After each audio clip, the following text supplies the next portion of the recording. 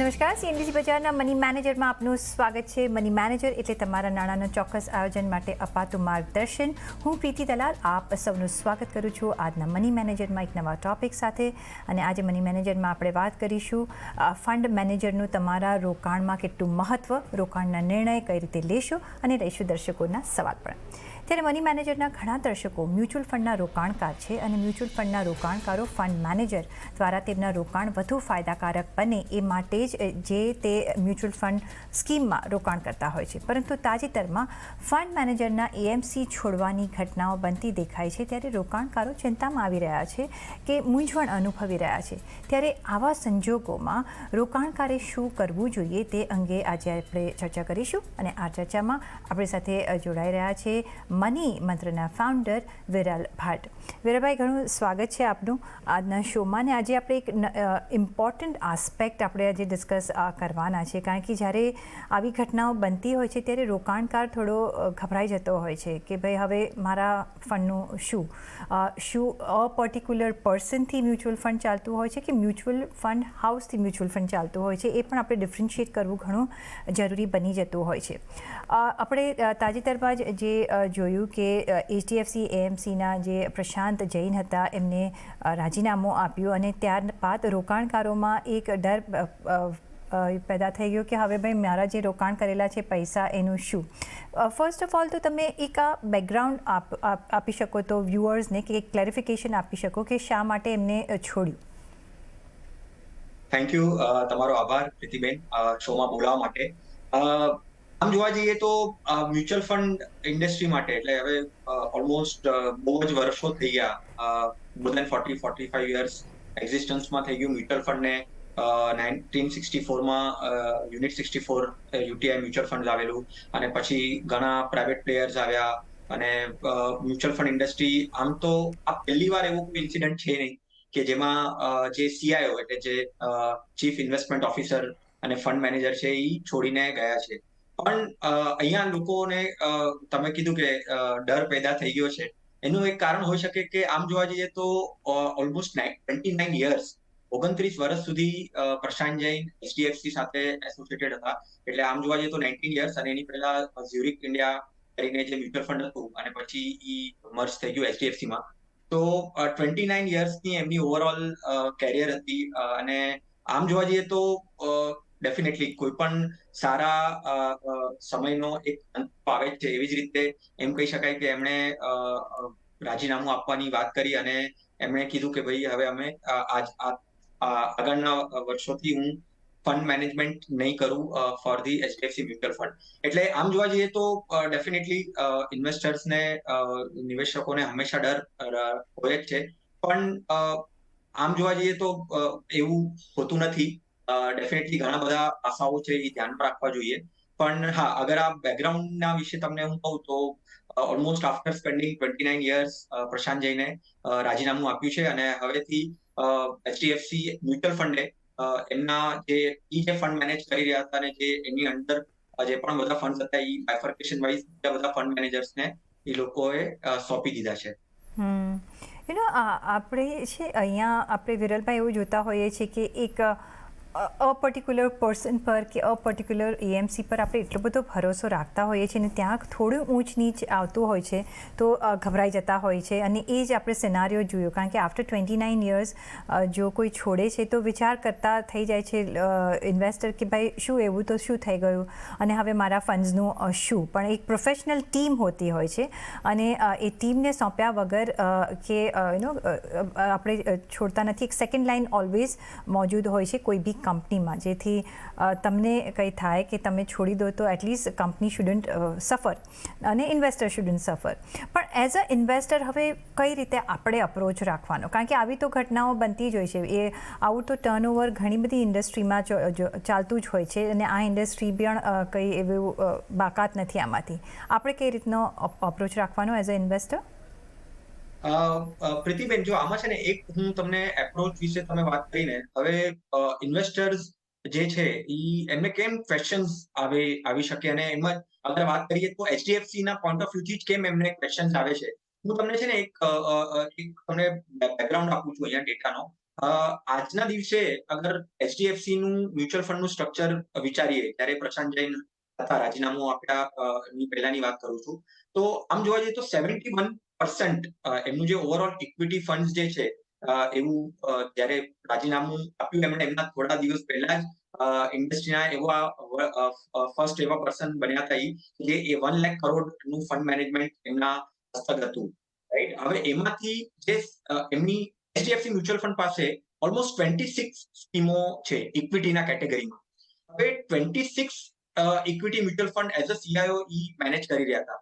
પણ તમે અગર જોશો ને તો 5 ફંડમાં એમના એચડીએફસી ના 5 ફંડમાં જ ઓલમોસ્ટ 71% નું કોન્ટ્રીબ્યુશન હતું. એટલે વધારે ને વધારે પૈસાઓને એની જે લાઈફ છે આખા મ્યુચ્યુઅલ ફંડ એમના 5 એવા જે ફંડ જે છે એવા 5 ફંડમાં 71% ના પૈસા આવતા હતા ઇન્વેસ્ટર્સના. અને લોકોનું ધ્યાન એમાં જ રહેતું અને એમાં જ એ લોકો વધારે ને વધારે ઇન્વેસ્ટમેન્ટ કરતા. હવે અગર હું એપ્રોચની વાત કરું ને તો આ ન હોવું જોઈએ. એકચ્યુઅલી અગર 26 સ્કીમો હતી તો એવા બીજા ફંડો પણ ઇન્વેસ્ટરોએ ધ્યાન રાખવા જોઈએ. ઇનફેક્ટ એચડીએફસી એએમસી એ પણ એ રીતે એનું પોઝિશનિંગ કરવું જોઈએ કે જે બીજા 5 ફંડ કરતા પણ એમાં વધારે સારી રીતે એક્ટિવલી મેનેજમેન્ટ કરીને એ લોકો આગળ સારું પરફોર્મન્સ દેખાડી શકતા.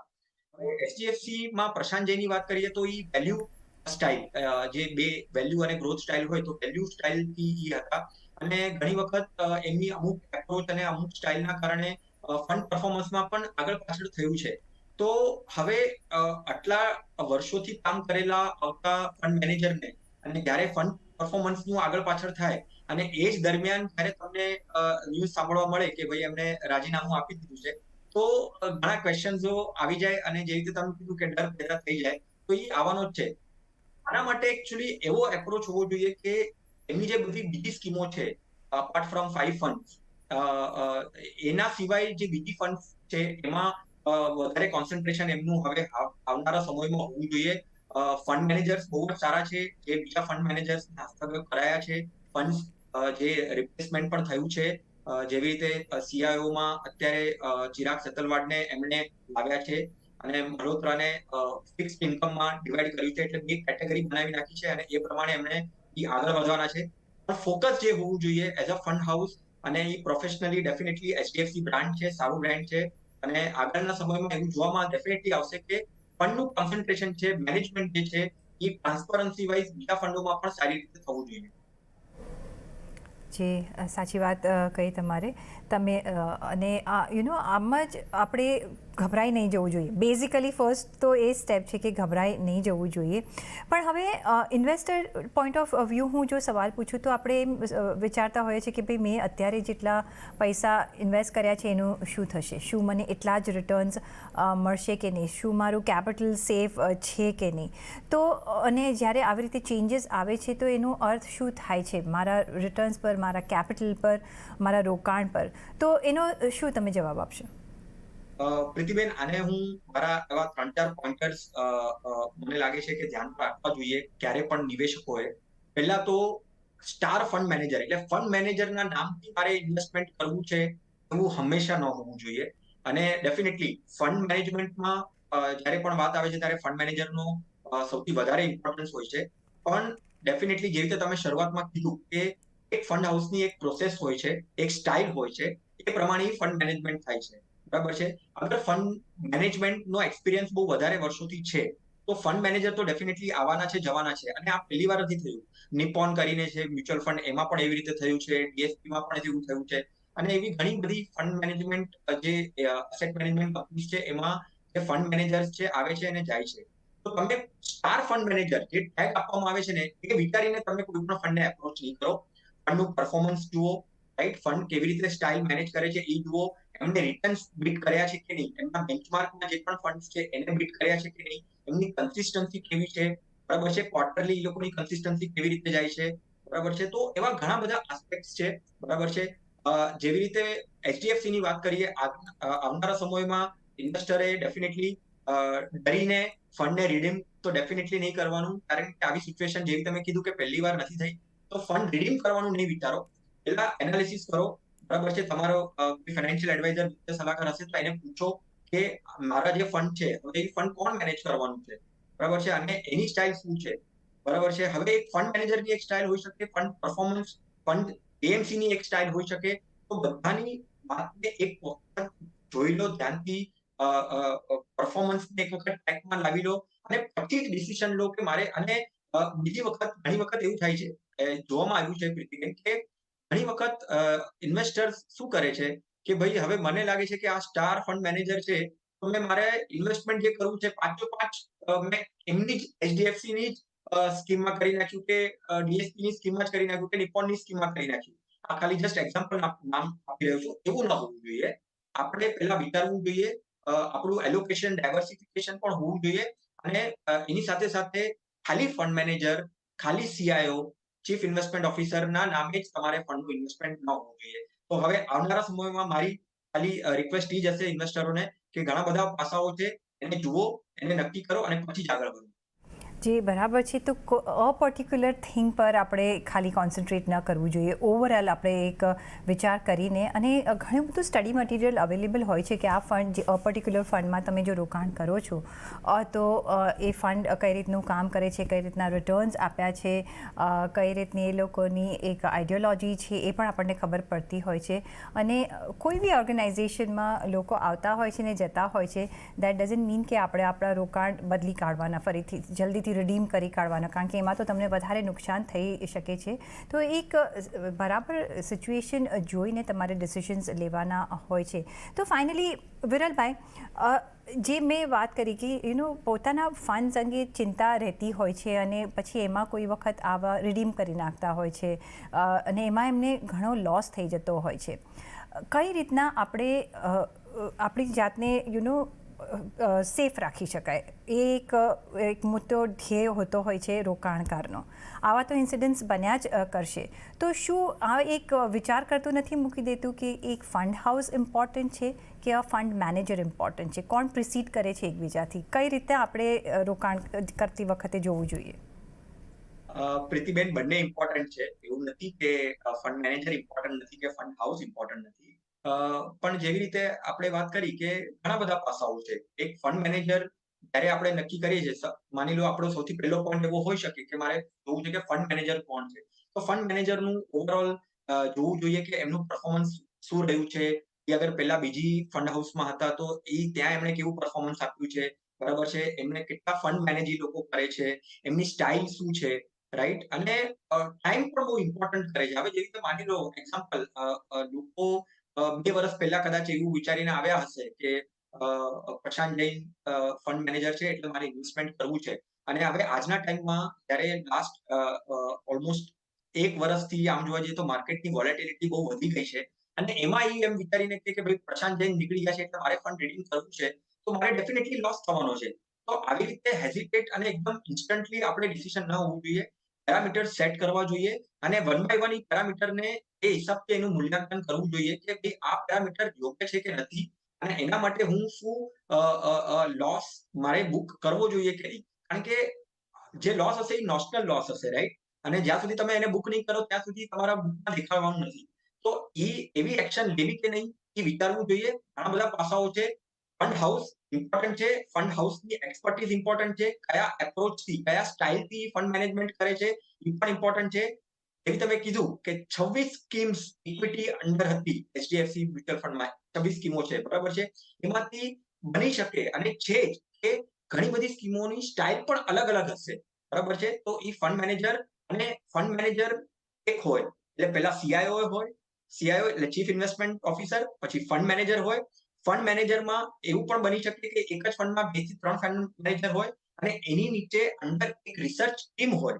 એટલે ઘણા બધા ફિલ્ટર્સ કર્યાના પછી ફંડ મેનેજમેન્ટ થતું હોય છે. તો આ બધી વાતનું ધ્યાન રાખવું જોઈએ અને પછી જ ડિસિઝન લેવું જોઈએ. બંને ઇમ્પોર્ટન્ટ છે ને આ એક ગ્રુપ એફર્ટ હોતો હોય છે. એક લાઇન્સ હોતી હોય છે કોઈ બી મેનેજમેન્ટમાં. કોઈ એક પર્સન કામ નથી કરતું, ઓફકોર્સ એ લીડ કરતા હોય છે, પણ એક આઈડિયોલોજી જે બધા જ શેર કરતા હોય છે, જે મ્યુચ્યુઅલ ફંડ જે શેર ફોલો કરતું હોય છે એ જ આઈડિયોલોજીથી આખા જે રિસર્ચ કરતા હોય કે જે કામ કરતા હોય છે એ ગ્રુપ રિસર્ચ થતું હોય છે અને પછી તમારા પૈસા નિવેશ થતા હોય છે. તો ઘબરાવાની જરૂર નથી, પણ ઓફકોર્સ તમારા ન્યૂઝ પર તો બધું ધ્યાન રહેવું જ જોઈએ કે શું ચાલી રહ્યું છે. પણ તમારા ફંડ્સ ઓફકોર્સ એક મ્યુચ્યુઅલ ફંડ એક ટ્રસ્ટ હોય છે, એટલે એમાં ખોવાનો તો કોઈ વારો આવશે જ નહીં તમને. પણ એ સાથે જ આપણે એક બ્રેકનો સમય થઈ ગયો છે, તો એક બ્રેક લઈશું અને પાછા ફરીશું અને લઈશું દર્શકોના સવાલોના જવાબ. અમારી સાથે જોડાયેલા રહેજો.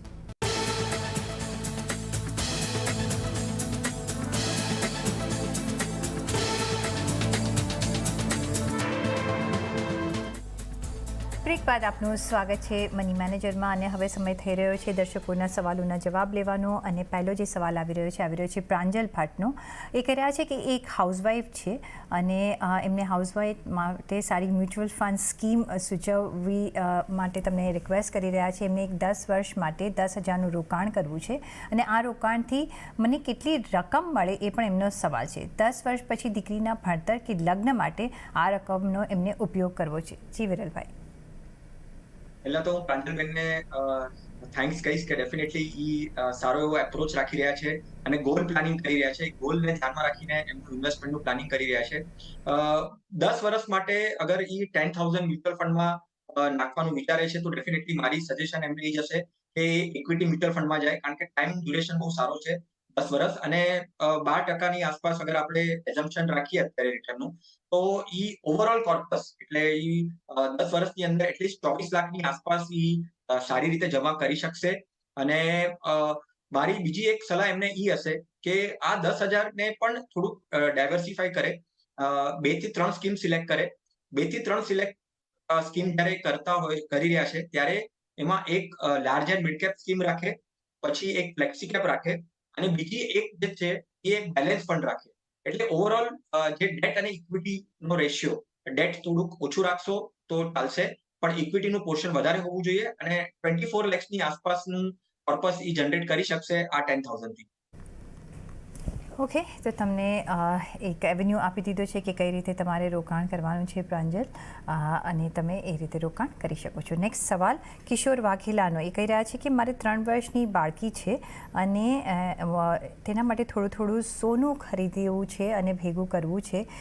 તો શું આ યોગ્ય રહેશે કે પછી મારે દીકરી માટે બીજી કોઈ સ્કીમમાં રોકાણ કરવું જોઈએ જેથી લગ્ન સમયે પૂરતું સોનું અને લગ્ન માટે રકમ ભેગી થઈ શકે? જી વિરલભાઈ. ભાઈને હું કહીશ કે ડેફિનેટલી ગોલ્ડ વિચારી શકે, પણ છે ને ગોલ્ડ હવે જો એમનું ટાઈમ ડ્યુરેશન અહીંયા બહુ વધારે છે. 3 વર્ષની ડોટર છે, મેરેજ માટેનું વિચારી રહ્યા છે, તો માની લો 26-28 વર્ષની આસપાસ મેરેજનું વિચારશે, તો વર્ષ બહુ બધા છે એમની પાસે. અને ગોલ્ડનું રિટર્ન નો ડાઉટ રિટર્ન આમ તો ઇન્ફ્લેશન ને બીટ કરશે, એટલે તમારી મોંઘવારીને બીટ કરતું જ હોય છે. એક્સ્ટ્રા ઓર્ડિનરી રિટર્ન્સ નથી હોતું કમ્પેર ટુ ઇક્વિટી. તો અગર ગોલ્ડ વિચારે છે તો ગોલ્ડમાં 2 ઓપ્શન છે એમની પાસે. એક તો સોવરેન ગોલ્ડ બોન્ડ ફંડ જે આવે છે, સોવરેન આરબીઆઈ જે ઇસ્યુ કરે છે, 7 યર્સનું લોક ઇન હોય છે, એ એક વિચારી શકે. ફિઝિકલ ગોલ્ડ હું ના પાડીશ એમને, જે ઇન્વેસ્ટમેન્ટના ફોર્મમાં એટલે પેપર ફોર્મમાં જે અગર કરી શકે તો બહુ જ સારું છે. અને બીજું મ્યુચ્યુઅલ ફંડમાં પણ ગોલ્ડ ફંડ હોય છે, ઇટીએફ હોય છે, તે વિચારી શકે.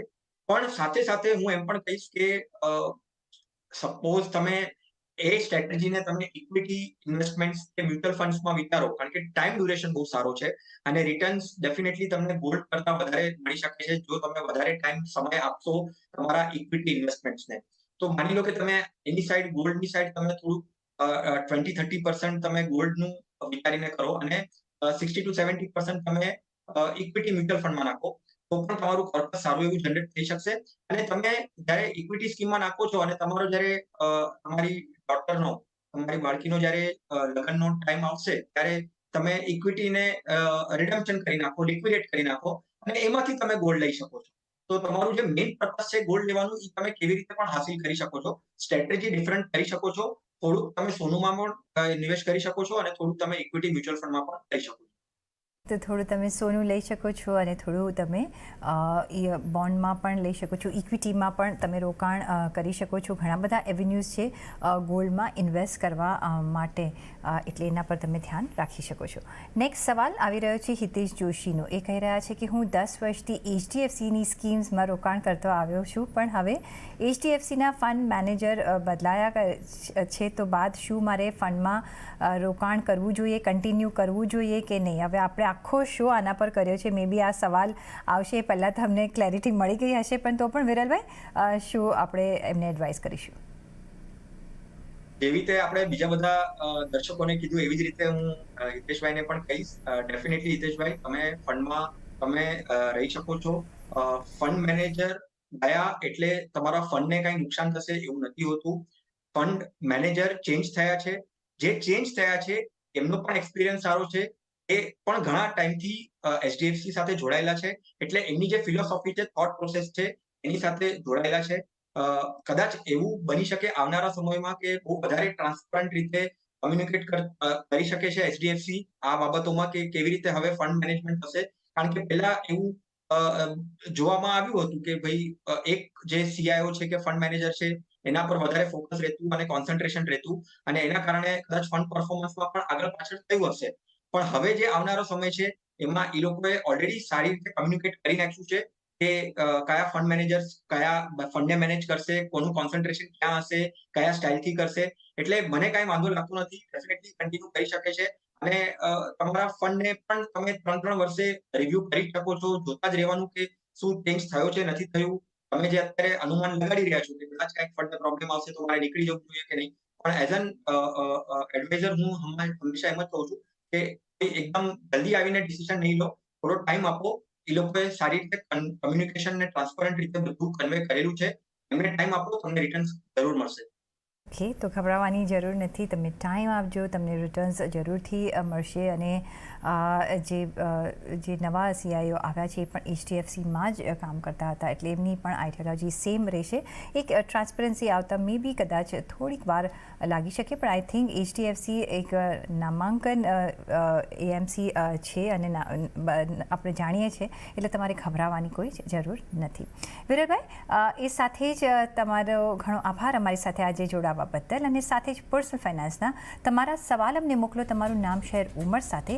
ઈમેલ કરો અમને money@nw18.com પર. ફેસબુક પર લખો અમને facebook.com/CNBC બજાર પર, અને ટ્વીટ પણ કરી શકો છો twitter.com/CNBC બજાર પર.